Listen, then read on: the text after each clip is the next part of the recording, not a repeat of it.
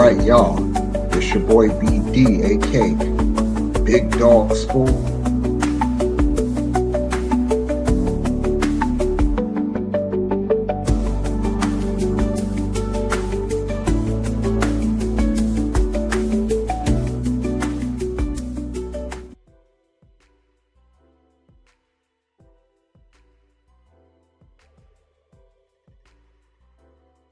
Right, good afternoon, one and all. This your boy BD, aka Big Dog Sports. I'm here today. One night, 17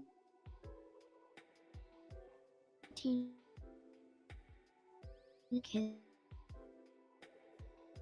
woke up, got out of bed, walked into the dark, and never came back.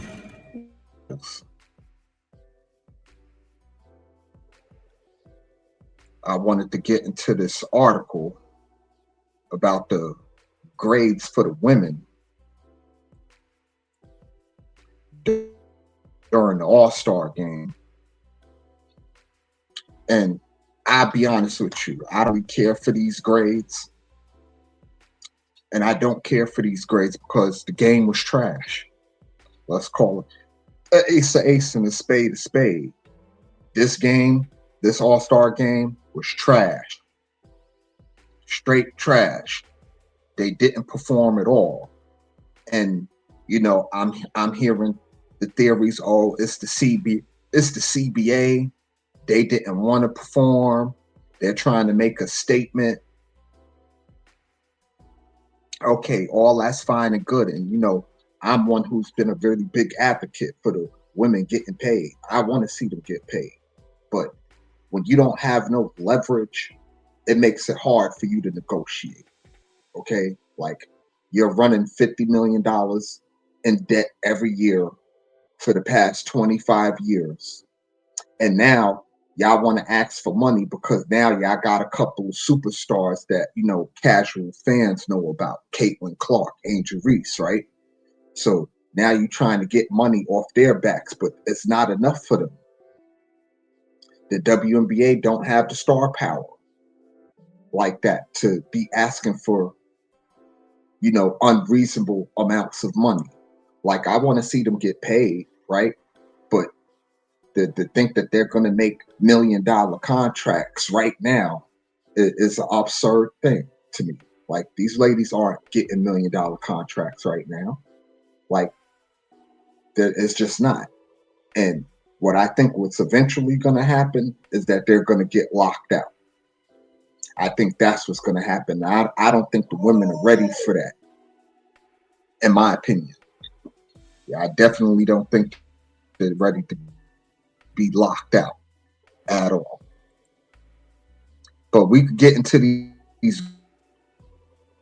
We'll start with the MVP of the game, Fisa Collier, who scored 36 points, right? She was going crazy. And I would have loved her performance if they were actually playing like last year. Like Arike, she got that 30 plus points. She really got that 30 plus points. Like she had to earn that 30 points. Like she put on a real show last year. Like this wasn't a show.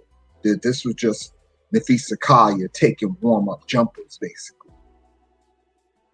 And Skylar Diggins, she got the first triple-double in the All-Star Game history. But again, 15 assists off warm-up jumpers.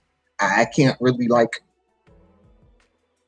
give kudos to that. Kelsey Plum, she had a good game too. Nika had a good game. Williams was all right. Paige was decent. She started off Angel, she didn't really play like that. Like she only played 17 minutes. So she didn't really get off like she was supposed to get off because, it was all about Fee Collier. So Angel Reese kind of got lost in the wash in the All-Star Game. Now, Kelsey Mitchell was great. Kelsey Mitchell been great all year. Kayla Thornton, She was also another one that went pretty good. Kiki did pretty good. I mean, in terms statistically, Asia Wilson, she didn't have a very good game, right?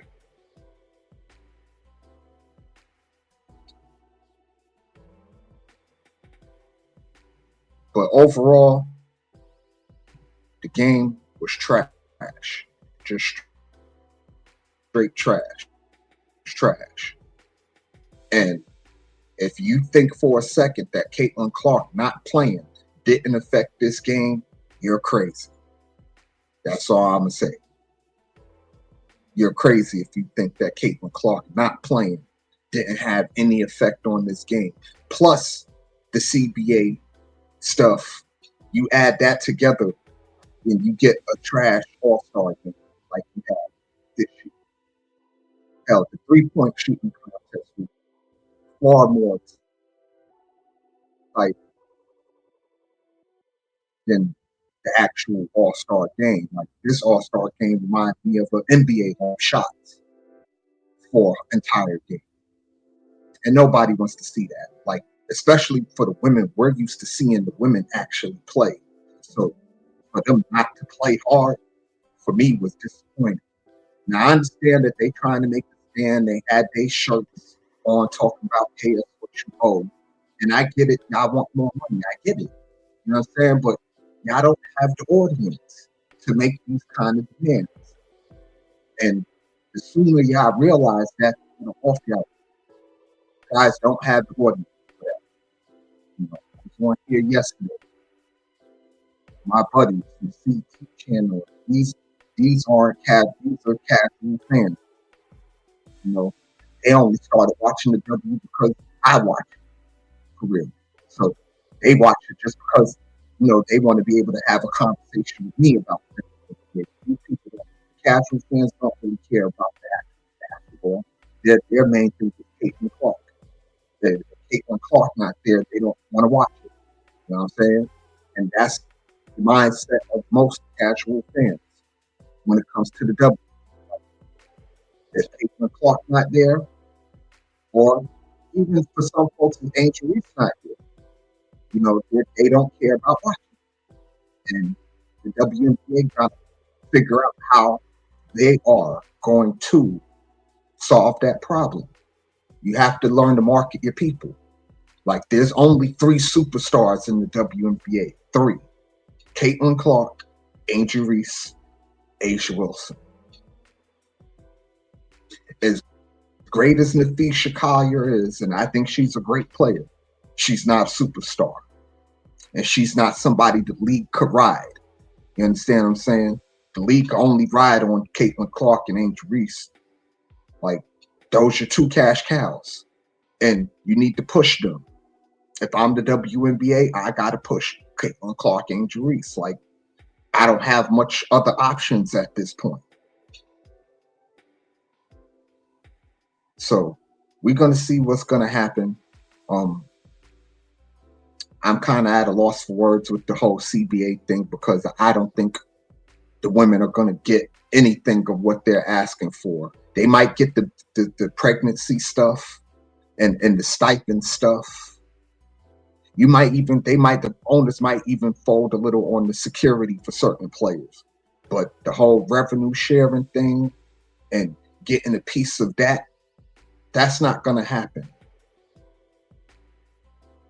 Like the WNBA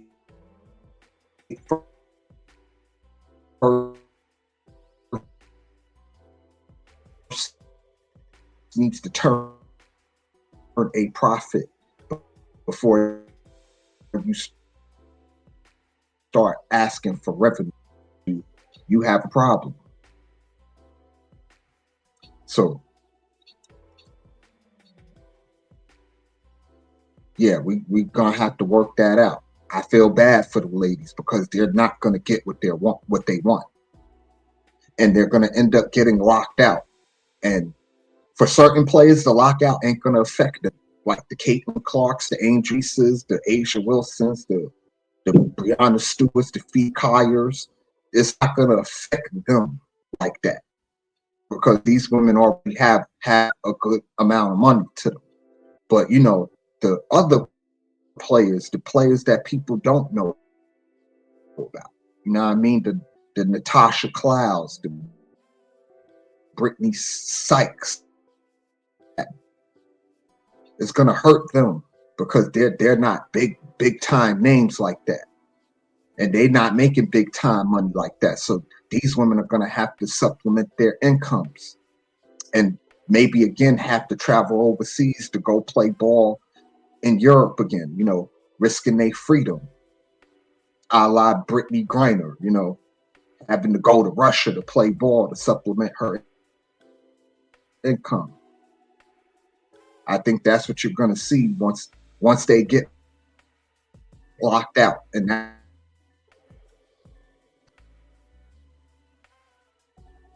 I really don't see the owners see that happen, especially when they're not turning a profit. You have to turn a profit to be able to leverage, and when you don't have the leverage, it's going to make it really hard.